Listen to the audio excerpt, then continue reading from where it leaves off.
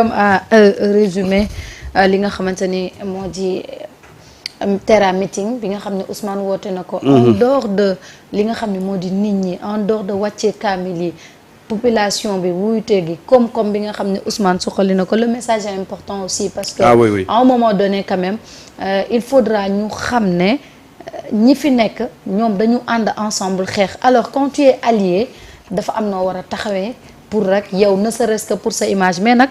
dañ naan sa noonu démb bu nekkee sa soppe tey pexe ma jubut. waaw mel ni loolu la ñu gis. tout à fait xam nga Ousmane ni mu tontoo alliés yi. a priori boo ko déggee da nga naan Ousmane a été dur. waay mais boo dégloo Abdourahmane.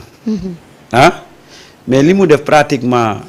c'est-à-dire que Abdourahmane a piétiné. Samba ma may la Abdourahmane li mu waxoon bi ñu tànnee Diomaye. waaw pour def ko candidat lii la waxoon.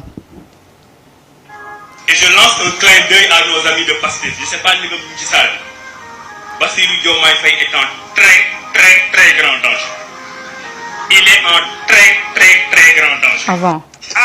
Après. Diomaye mooy as. parce que mënoo wax lii avant après nga ne as mooy Diomaye. Diomaye alors que mais nga ne Diomaye. même dans son discours tu sais ce qui est plus. sérieux xam nga discours bi li ci gën a graaw te nit ñu bëri bàyyiwuñ ci xel. mooy lan.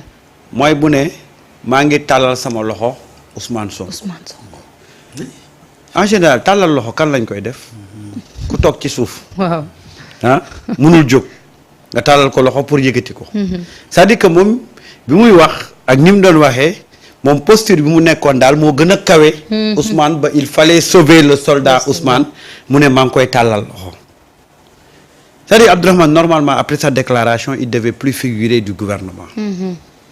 te man loolu laa gëm parce que ce qu'il a dit à la limite c'est pratiquement piétiner Ousmane essayer de le ridiculiser.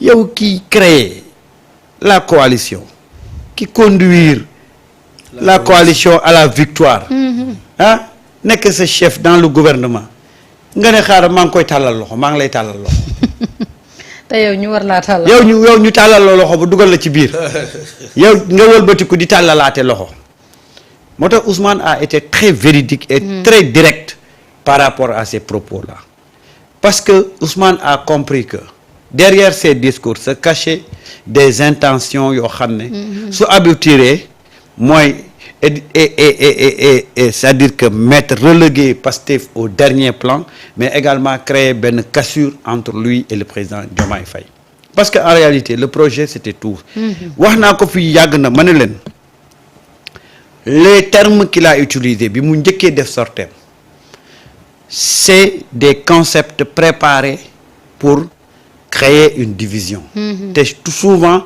c'est des lobbies c'est des groupes yoo xam ne ñoom ñoo koy def malheureusement ki ko porté c'est pas le bon profil du point de vue politique ki ko porté c'est pas le bon profil du point de vue de son parcours ki ko porté c'était pas le bon profil par rapport ak position yam ci li nga xam ne moom mooy coalition bi mais malheureusement pour lui il a pris le risque de le porter et ça a été très fatal pour lui parce que Ousmane ne l'a pas raté nag xam nga Ousmane yow xamal boo koy song rek mais bul xam nu muy fayeeku waaye bul xam buy fayeeku parce que Ousmane buy fayeeku c'est-à-dire que yow da nga koy Ousmane mooy quelqu'un boo xam ne yow da nga koy attaquer pour une semaine moom mu détruire la à vie te ci benn moment la koy def. voilà benn tierce de seconde. en réalité c'est comme ça tu l'attaques pour garder le buzz pendant une semaine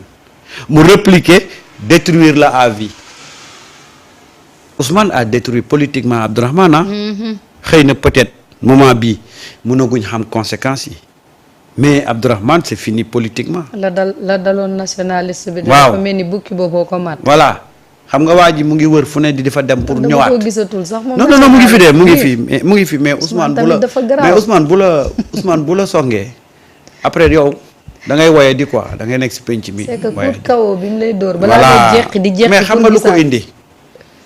il dit la vérité. il est du côté de la vérité. loolu rek moo ko indi. boo gisee liñ naan ku ko songu sàngu parce que ñi koy song nekkuñu ci dëgg moo tax moom bu répliquer toujours day métti ci yow parce que moom moo nekk ci dëkk et c'est toujours comme ça c'est pas quelqu'un boo xam ne dafay ñëw di Ousmane ne cache pas son jeu. C'est quelqu'un qui est très véridique qui est très très très véridique.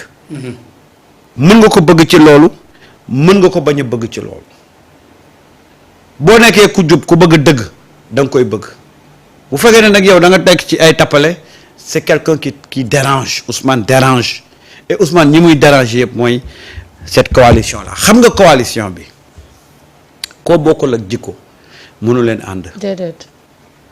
xam nga gars yi bi ñu jub see élection présidentielle c'était la bouillabaisse. Il fallait tout mettre parce que li ñu gisoon rek mooy la victoire.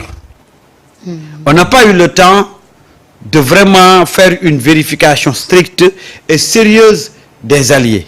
C'était le fourre-tout ñu def lépp ci biir parce que le temps était très très très limité xam nga ñenn ñi xam nañ leen te jàppoon nañ ne àdduna du dem ba ñu soppali taxawaay.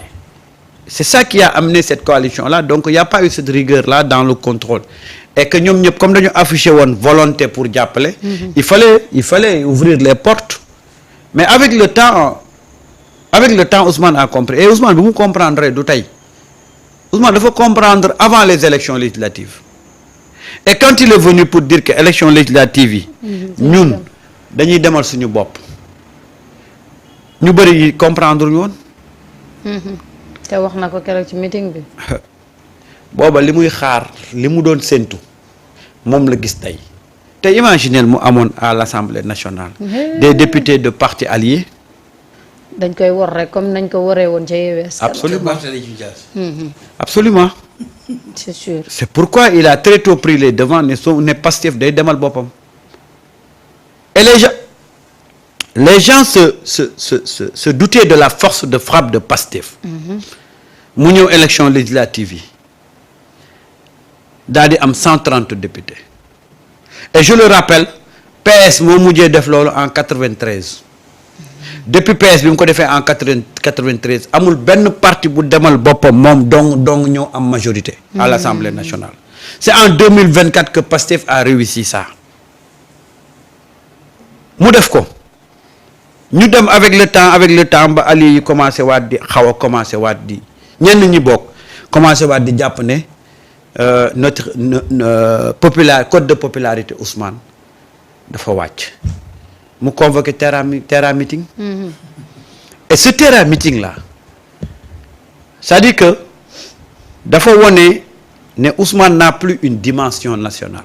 dafa